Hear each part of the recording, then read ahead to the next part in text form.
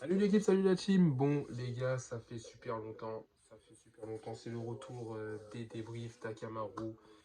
Les débriefs Takamaru. T'as capté frérot. Ça fait super longtemps.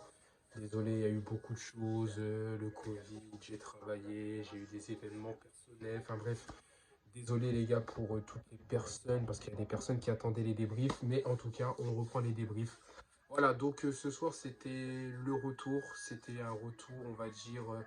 Au Parc des Princes, c'était le retour après un match de Coupe de France qui a été compliqué mais qui a été abouti. C'était le retour de Neymar, c'était le retour de Léo, champion du monde. Voilà, on va pas revenir là-dessus, on va plutôt parler du PSG ce soir. C'était un match important, voilà, c'était Paris contre Angers. En général, les matchs Paris-Angers, on les connaît. C'est souvent des matchs où il y a des buts, c'est souvent des matchs où Paris s'impose. Mais encore une fois, on restait sur une prestation honteuse, pour pas dire pire, contre Lens.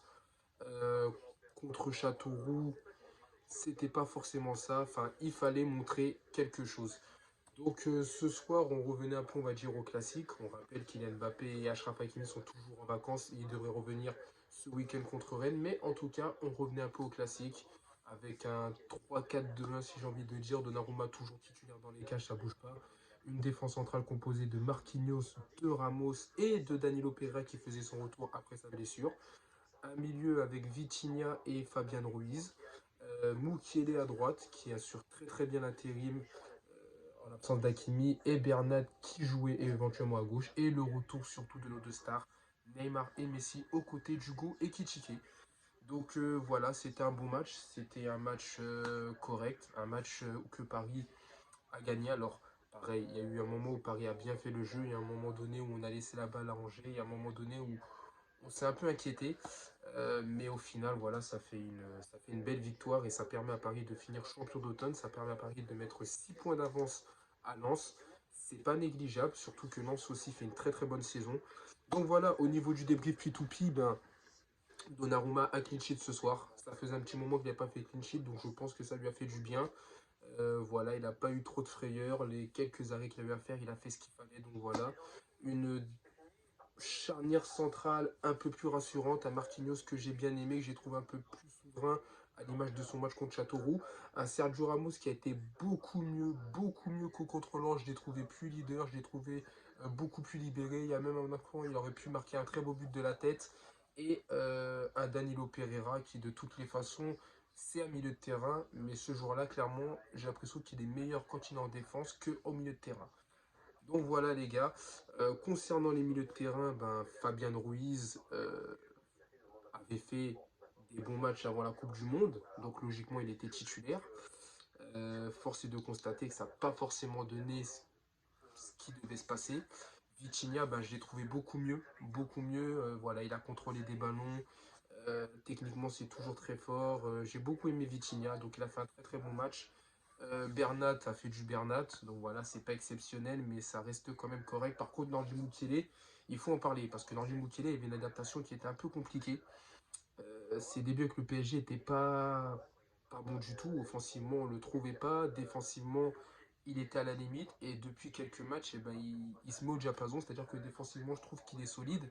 Et puis offensivement, il apporte quelque chose. Il prend beaucoup la profondeur. Il fait encore 2 passes décisives ce soir. Bonne qualité de centre. Alors, c'est pas Achraf Hakimi. Il n'a pas ce fameux pied qui permettrait de mettre des buts. Mais en tout cas, il fait ses matchs. Et ça fait plaisir pour Nordi Mukele. Puis bah, après, les trois stars, on va pas en parler. On va parler commencer à Neymar. Neymar qui a pu marquer un très très beau but. Neymar qui a fait du Ney, c'est-à-dire que voilà, techniquement c'est très fort. Il a essayé de beaucoup combiner avec Messi. Il n'a pas eu la chance de trouver le chemin des filets. Quand il a trouvé, c'était hors jeu. Mais voilà, un Neymar qui revenait de suspension. Un Neymar aussi qui a été blessé durant la Coupe du Monde. Donc il fallait pas non plus l'enterrer. Et puis après, on va parler de nos deux stars. Alors, on va parler d'Ekitike, parce que Ekitike, un peu comme Nordi Mukiele, ça a été très compliqué. Des débuts où il était clairement pas en confiance, il apportait rien sur le terrain, et il y avait déjà des personnes qui se posaient des questions. Et puis, depuis en fait le retour de la Coupe du Monde, on a un Ekitike qui a complètement changé. C'est-à-dire qu'il est devenu euh, plus tranchant, même si c'est pas toujours la folie. Le gars marque quand même 3 buts sur les 3 derniers matchs, il est sur 3 buts d'affilée. Euh, je vous l'avais dit, moi j'avais dit personnellement qu'à partir du moment où il débloquerait son compteur but avec le PSG, ça pourrait aller vite. Et bon, on le voit, il a marqué contre Auxerre. Et depuis, le gars, il enchaîne, il a marqué contre Châteauroux, là il marque ce soir contre Angers. J'ai oublié l'autre match où il a marqué, mais il me semble qu'il a aussi marqué dans les matchs amicaux.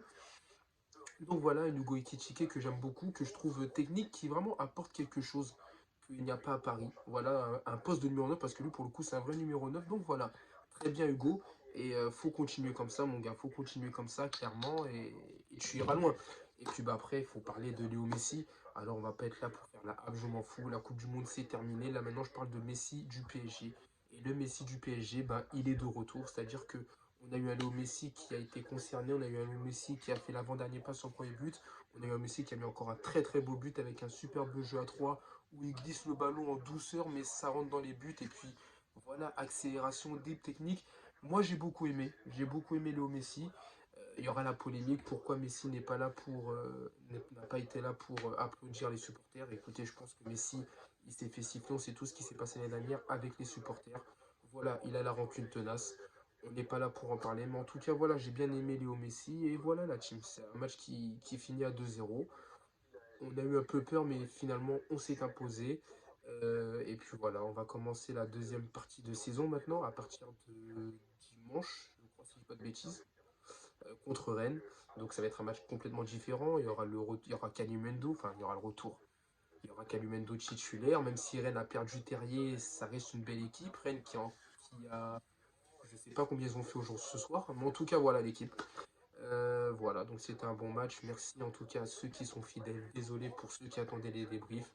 J'espère que ça vous plaira. N'oubliez pas de partager. Aussi, j'y ai pensé. J'y ai pensé là, il y a pas. Il y a peut-être 5-10 minutes. Alors attendez, on va éteindre.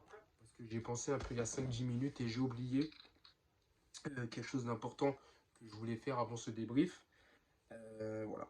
J'ai mon meilleur ami, euh, le frérot Mathieu, si tu regardes tes débriefs, qui se reconnaîtra, voilà, qui est dans une période assez douloureuse, voilà, qui a subi un drame familial. Et ben, j'exprime voilà, mon soutien à mon frérot, il le sait. Et voilà. Je ne vais pas dire que ce débrief, c'est pour lui. Mais en tout cas, voilà, moi, je serai toujours là pour lui. Prenez soin de vos proches, les gars. Prenez soin de vos proches. Je le dis tout le temps dans mes débriefs, mais c'est le plus important. Prenez soin de vous, mais prenez soin aussi de vos proches. Et voilà, frérot. Ça bouge pas, c'est la famille. Et à la vie, à la mort, tu connais. Merci, les gars. Prenez soin de vous, prenez soin de vos proches. Je le répète, c'est le plus important.